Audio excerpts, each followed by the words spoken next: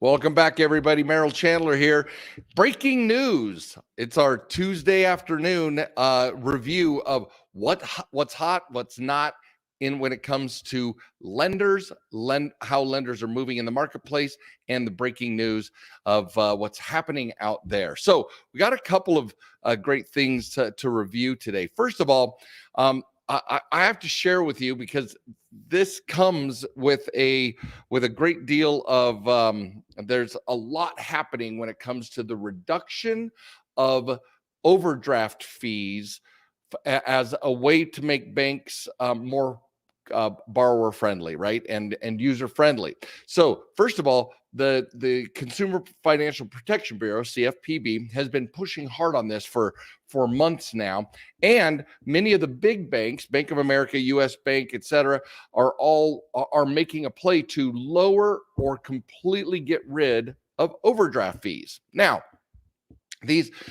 but as those of you who've been to the boot camp, and if you haven't been to boot camp, this thing is worth it all by itself. Is that what we discuss is that overdraft and check guarantee accounts, those credit lines that are kind of underneath zero, that are below zero in your checking account, to protect you from bounce fees. Those are actually designed to create, if you use those, you're not managing your money well, and there are the klaxon horns go off, they go off and warn lenders you don't know how to manage your money.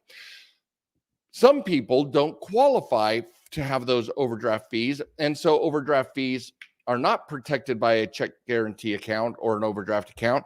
It actually goes into zero, and it's costing them anywhere between $25 to $40 every time they have an overdraft. Now, just for fundability's sake, whenever you get one of those, it can take 6 to 12 or more months in your look back period before a lender, after an overdraft, for you to even take you seriously again about extending you credit. So overdrafts are really, really important. Well, the news today is that they're trying to reduce these fees because folks who are less educated about money, less sophisticated about money, some of them don't know how the ins and outs of how checking accounts work.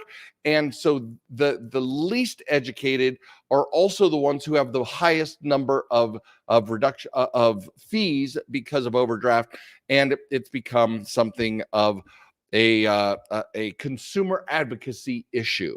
All right. So the Consumer Affairs kind of website of the CFPB is talking about overdraft fees are in it, the lowering of the fees is in the offing.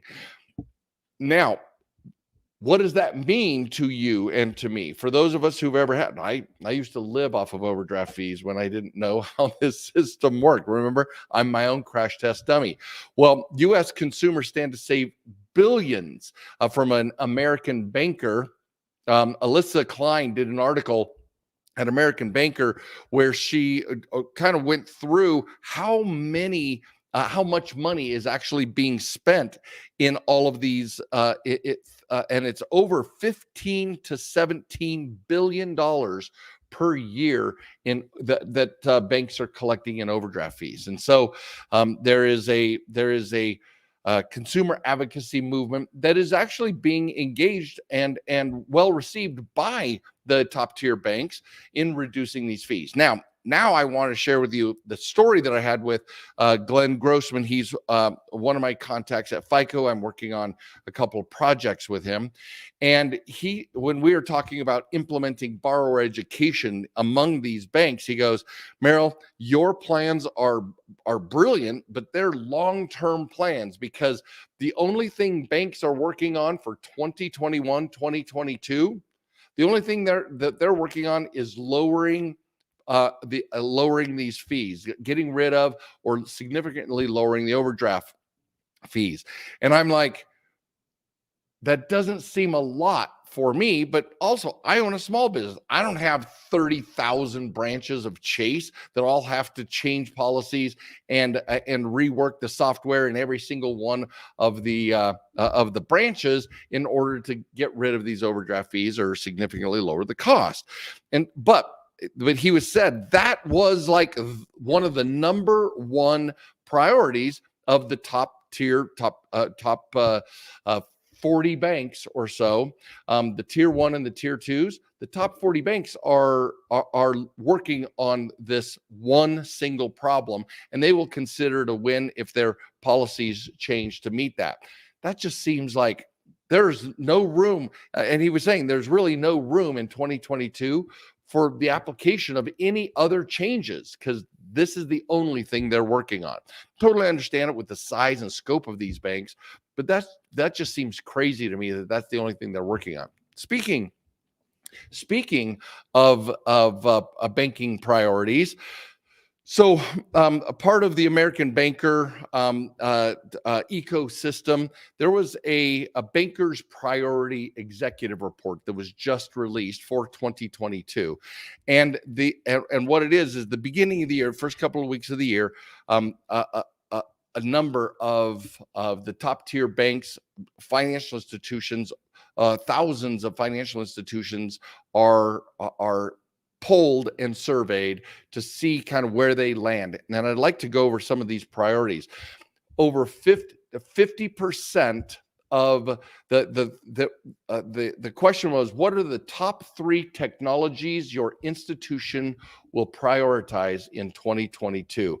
And the highest, which came in at almost 51%, the number one was digital account opening. Now, we've discussed digital account opening. They're talking about savings accounts and checking accounts being opened digitally. Now, there are a lot of regulatory laws because opening a credit card is way more easy because of the identity of the person being screened through automatic underwriting procedures, right? But opening up a checking account, especially business, much less personal, these checking accounts is where cash is infused, transferred, moved around.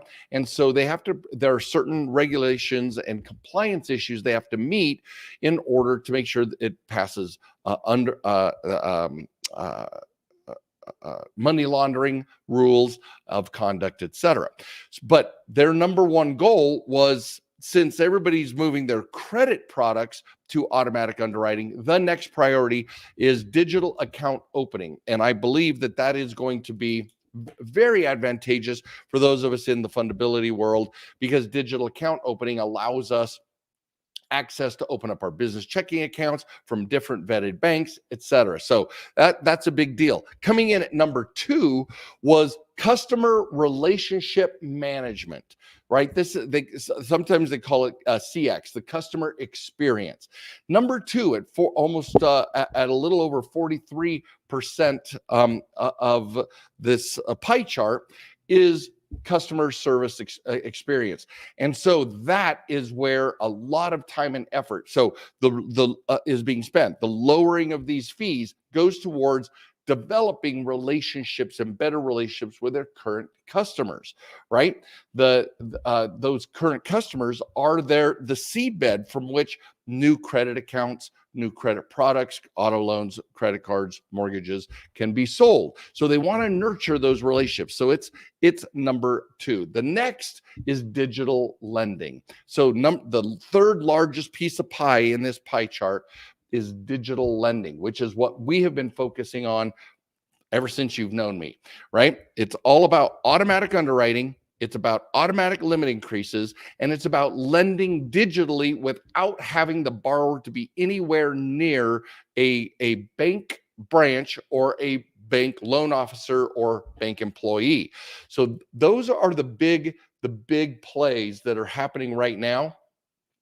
Inside of what the top 3 technologies that are going to be used is digital account opening, customer service, the customer experience, expanding and improving the customer experience, and digital lending. And so each one of those falls. Our our borrower education program is one of the things we're working on with FICO in order to do a use case for lenders, so that the education piece is what continues to to improve the customer experience and get the same information that you guys learned here on my free podcast, the free news updates, everything that we're doing together here. We want these important things to be available to every banking client in the country.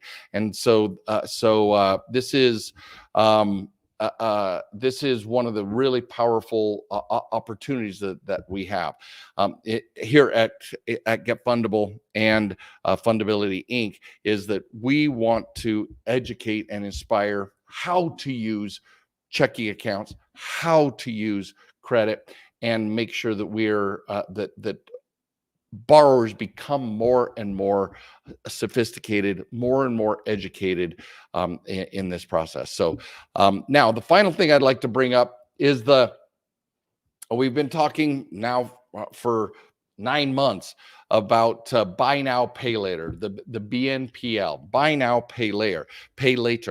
And it's becoming more and more popular as it's growing in influence. But what's interesting is in a recent poll, buy now, pay later has been used as consumers in this poll did not describe buy now, pay later, these 4 installments that they're allowing us. They didn't think of it as credit. It's not debt. It's simply a way to make the purchase. And so this, and there was an article, beware of the buy now, pay later psychological pitfall. Psychotherapist and mental health author Joyce Martyr wrote that there are some troubling trends going on because individuals, since they're not thinking of it as debt, there's no interest being paid, as we've discussed in earlier episodes of this, of our news update. Interest is not paid by the borrower. Those 4 payments, there's no interest added there. Interest is paid by the merchant. Just like when you run your credit card, the fees for running the credit card, the fees that go to the bank and the processors, et cetera, those are paid out of the merchant's pockets. Same is happening with buy now, pay later. So the merchant is carrying the cost of the money over this 3 to 4 month period. Consumers don't pay the interest. And so once again, they may be thinking this isn't debt. This is just a simple way to buy this product.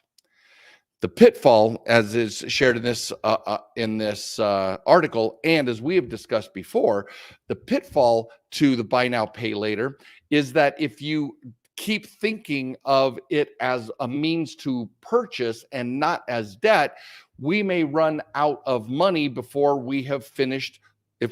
Because more and more, everything from Amazon, everybody out there is all the retailers are giving you a chance to pay it in 4 equal monthly payments.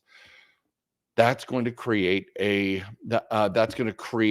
swell over time of people who owe money but are not aware, but are not thinking of it as debt in their own mind. So this article is very fascinating that there's a psychological break between thinking of it as debt versus, hey, I'm just making 4 payments of this. So let's say they use an example of somebody who purchased a Givenchy black dress. It was $2,000, but 4 payments of $500 and no interest to the buyer.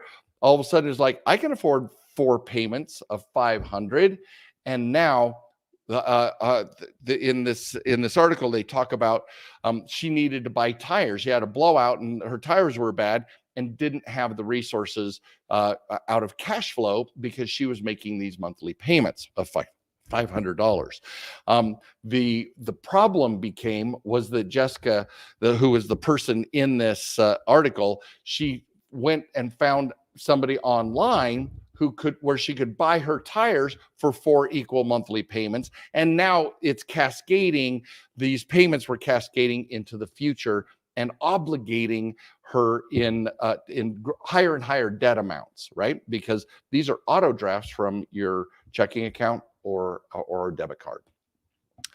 So be careful, be careful, be careful. And the last thing I want to say on this is, because this, I kind of keep pushing this to the next week and the next month, is that FICO doesn't know how. We're going to be learning more about this at FICO World in May. There's a couple of presentations that are based on this, but FICO does not, FICO is not reporting these yet because they are small and small purchases. It is consumer behavior for those of us who are talking about a fundability. This is buy now, pay later is complete and absolute consumer behavior. It is not strategic. It's a way to save money and buy things over time. It is not strategic debt. So we want to be careful there. More on that as more comes out of FICO. But as soon as we must remember, strategic borrowing, you guys, not consumer purchases.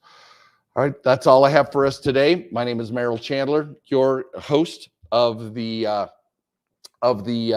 our exciting news updates here, breaking news, so you don't break the bank.